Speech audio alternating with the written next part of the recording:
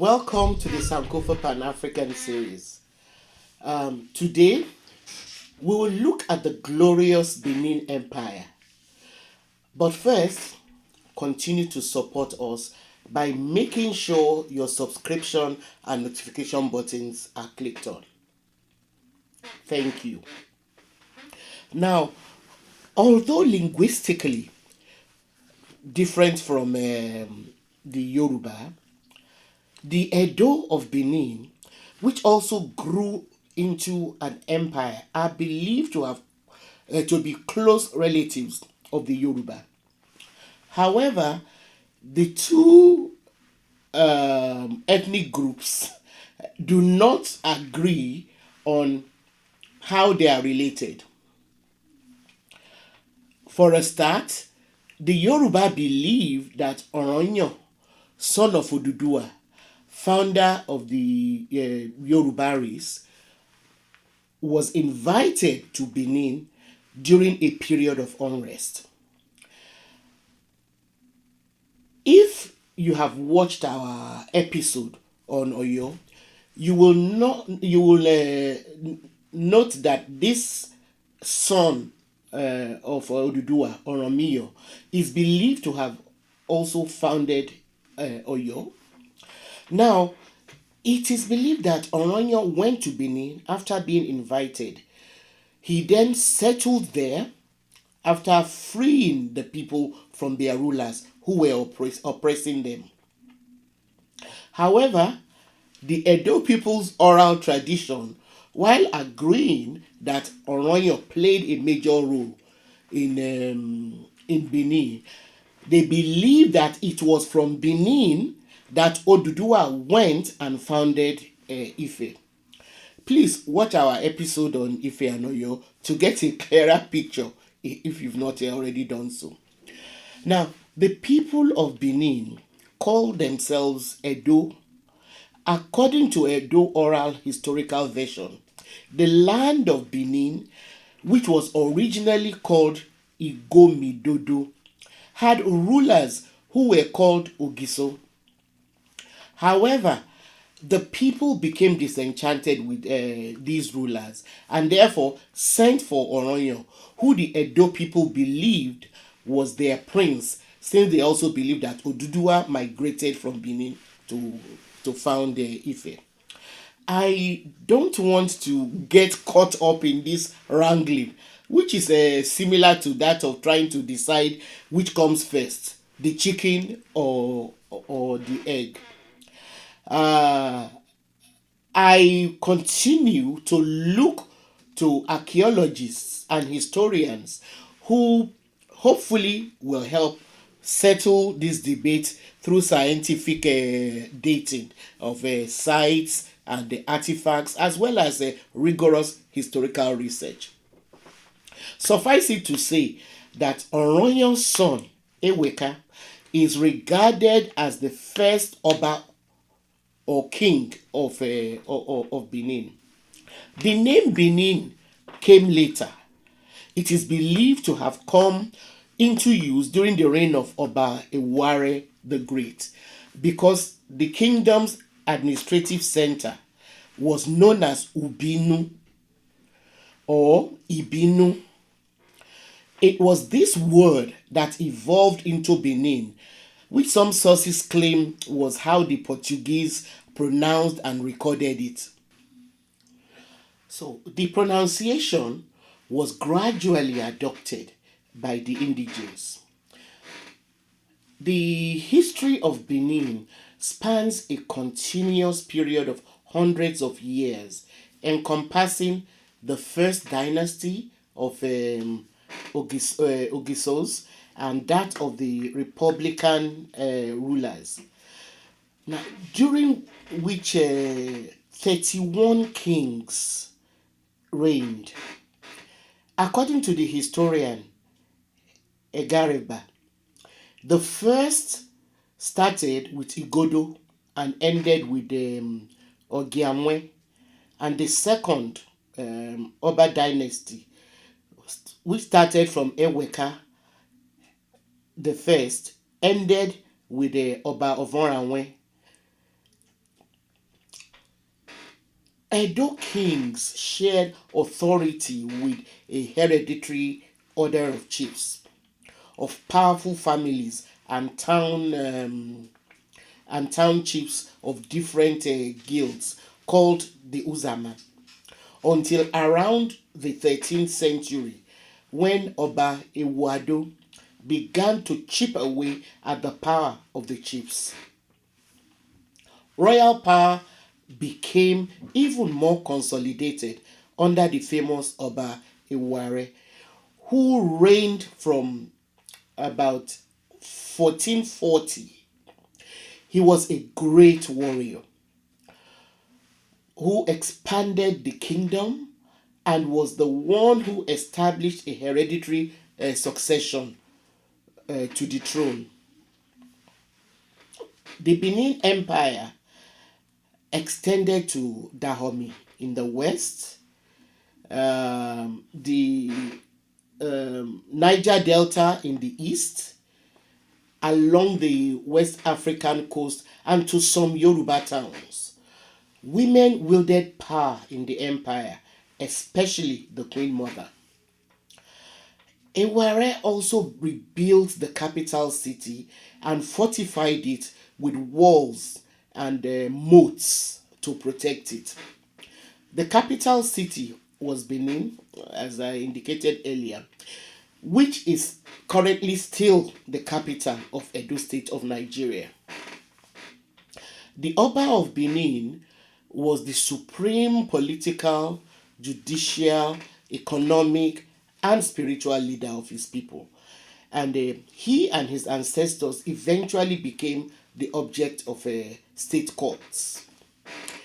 Eware's grandson, Oba Esigi, further eroded the power of the Uzama and increased contact and trade with Europeans, especially with the Portuguese, who provided a new source of copper for court art. Later, this authority was diminished by the establishment of administrative dignitaries. It is pertinent to note that the Kingdom of Benin prospered due to regional trade with other kingdoms. However, in the 15th and the 16th centuries, Benin began trading with the Portuguese. These Europeans settled at Ugoton from 1487 AD and expressed interest in beads, cotton cloth, ivory, and slaves. While the king of Benin maintained strict control of this trade by through a royal monopoly, as he prohibited the sale or trade of some items. Now, under a succession of strong obas, Benin became a highly organized state and had some extremely gifted artists and sculptors who, like those in Ife, worked in brass, ivory, and wood. These artists and craftsmen were organized, very well organized, into guilds. Benin brassmiths and bronze casters have left their mark in the excellent, beautiful naturalistic heads, bas reliefs, and other sculptures which are recognizable all over the world. From the 15th through the 18th century, Benin traded in ivory, gum, palm oil, and pepper with Portuguese and Dutch traders. Traders in the Benin Empire, served as middlemen between European traders and other people in the interior of West Africa to get these goods and then sell to the Europeans and then buy goods from the Europeans to sell to the um, it, it, to the interiors. Now, the European contact with the Benin Kingdom was underpinned by their imperial interest, um, which was fueled by a desire to strip the kingdom of its entire valuables. They never meant any good for the empire. This was executed under the pretext of trade and Christianity. Unfortunately, the empire also participated in slave trade. By the 1700s, Benin became embroiled in dynastic disputes and civil wars. However, the empire sustained itself until its capital city was burnt and looted of its artworks by the British in 1897, under what they called the Punitive Expedition. In 1897, the British, who were entrenched in colonial trade and expansion in Africa, were determined to wrest the control of any remaining inland trade in the area, which now constitutes Nigeria. So one of the obstacles in their way was Oba Ovoranwe Nogbaisi, who was the ruler of Benin at the time. According to T.U. Obinya, in November 1896, the acting British consul made a formal request to England for permission to invade Benin City. There is evidence of the primary motive behind this invasion, which was financial, nothing else but financial, and the evidence can be found in a letter written by the British consul to the British Foreign Secretary, which survived. In that letter, he asked for permission to invade Benin and depose the ruler on the 17th of November 1896.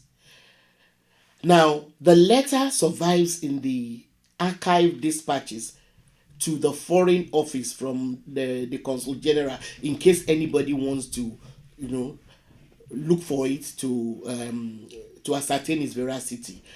There was no doubt about it that they just wanted to dispossess the king and then loot the kingdom. Now, the comes from the Oba's palace alone. The consul expected to find, and I'm continuing to quote from the letter. He expected to find sufficient ivory, which would be found in the king's house to pay the expenses incurred in removing the king from his stool.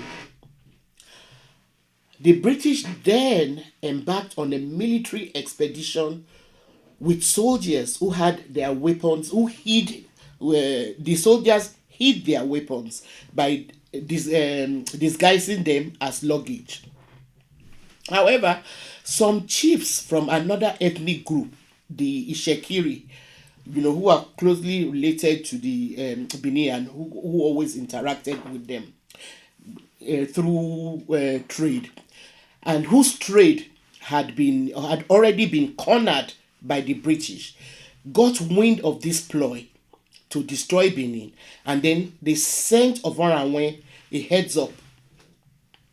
This gave the Benin chiefs, led by the Oloboshere, the time to mount a fierce resistance which destroyed the British party, during which the consul was killed. Now, this gave the British a ready excuse to send an army made up of 1,200 Royal Marines, sailors, and Niger Coast Protectorate forces in what they called punitive expedition. Their mandate was to destroy Benin, the capital of the empire. After destroying and burning most major buildings of the city, this army of foreign invaders then embarked on massive looting. They carted off artworks and destroyed monuments. Although the official figures of the artworks carted off to Europe is only recorded as being about 2,500, it is most likely it was a lot more than this, because a lot of the looted artworks ended up in private hands in Europe, because the British colonial officers and their soldiers ended up stealing from their government by not reporting or handing over everything they looted. Now, after this inglorious event, Oba Ovoranwen Ogbaisi was then exiled to Calabar, where he died.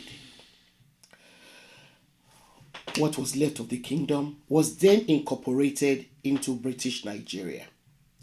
The descendants of Benin's ruling dynasty still occupy the throne in Benin City.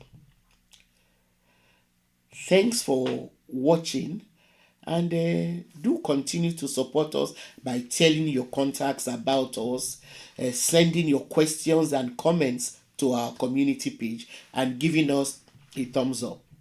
Also, watch out for our next episode, because I'll be talking to Dr. Richard Anderson of Aberdeen University about efforts to return some of the stolen Benin artworks. See you next time.